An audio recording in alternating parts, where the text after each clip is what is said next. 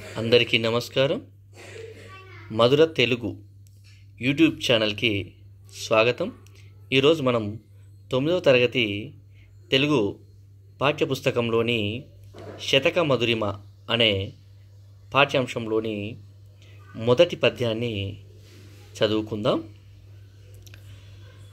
కులశైలంబులు పాదు పెళ్ళగిలి దిక్కులంబునంగూలినన్ జలధుల్మేరల నాక్రమించి సముదం చద్భంగి నుప్పొంగినన్ జలజాత ప్రియ శీతభానులు యథా సంచారముల్ దప్పినన్ దళకండుబ్బడు చొప్పుదప్పడు భవద్భక్తుండు సర్వేశ్వర.